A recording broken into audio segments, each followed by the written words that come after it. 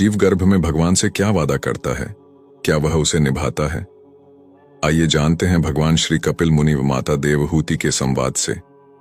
माता देवहूति ने पूछा, मातृ गर्भ में तो जीव को बड़ा सुख मिलता होगा, न सर्दी है, न गर्मी है, न शोक है, न मोह। भगवान कपिल ने उत्तर दिया, यह मत पूछो माता।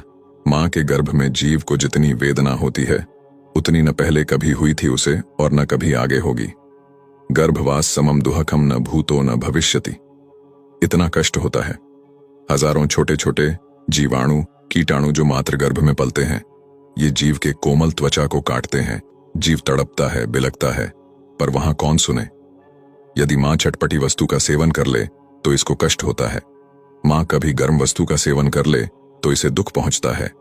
7वां महीना आते ही जन्म जन्मांतर के कर्म इसको याद आते हैं और भगवान की स्तुति करने लगता है।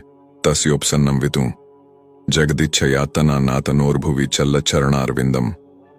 अर्थात परमात्मा से कहता है कि हे भगवान, एक बार मुझे इस गर्भ से निकालो, गर्भ से बाहर करो प्रभु। आपका ऐसा भजन करूंगा कि फिर कभी गर्भ में नहीं आना पड़े।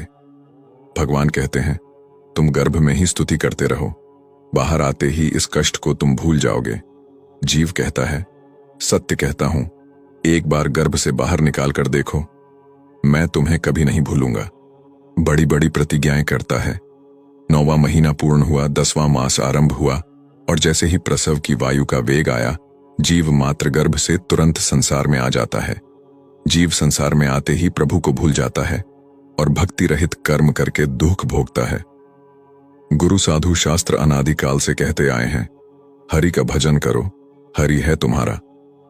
बाकी तो सब तो झूठ है, फरेब है, धोखा है। बुद्धिमान व्यक्ति ही हरि भजन कर सकता है।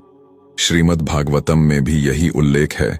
जीव को मातृ गर्भ में इतना पीड़ा होता है कि वह भगवान को स्मरण करने लगता है।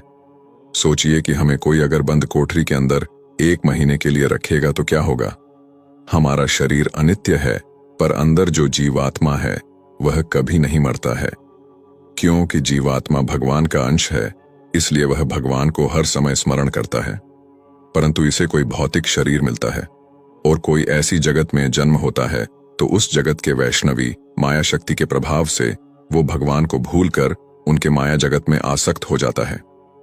ऐसे ही जब जीवात्मा मातृ गर्भ में होता है तो वह भगवान को स्मरण करता है। फिर जब वो गर्भ से निकलकर संसार में आते ही उसका कष्ट कम हो जाता है। जीवन का उद्देश्य भूलकर समय को व्यर्थ किए जा रहे हैं। हमें समझना होगा कि जीवन प्राप्त क्यों हुआ है। यदि समय रहते समझ जाएंगे तो उचित ही है, नहीं तो इसी धरा पर प्रेत बनकर घूमना होता है। फिर भटकते रहते हैं और जीवित परिवार के सदस्यों से उम्मीद रखते हैं कि मृत्यु उपरांत वो हमें समय समय पर भोग तर्पण आदि द्वारा देंगे। लेकिन आज समय बदल गया है। आज का मनुष्य तो जीवित माता पिता को सही से नहीं रखता है, मरने के बाद तो कहां से कुछ करेंगे। इसलिए हमें अपनी यात्रा को इस प्रकार बढ़ा देना चाहिए ताकि मरने के बाद भी किसी के सहायता की आवश्यकता ना पड़े। मृत्यु के बाद यदि अपने ही घर में प्रवेश करने का प्रयास करोगे तो आपके ही परिवार के लोग किसी तांत्रिक से बंधवाकर भूमि में दबवा देंगे। फिर अनंत काल तक मंत्र बंधन में पड़े रहोगे।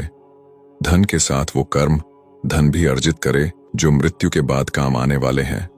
मृत्यु के बाद भी जीवन होता है, इसे कोई नकार नहीं सकता। भागवत गीता में भी प्रेतों का वर्णन है। इस दिव्य ग्रंथ में कर्म से संबंधित फल का विस्तार से वर्णन किया गया है। आज समय है, कल तो मात्र पछतावा है।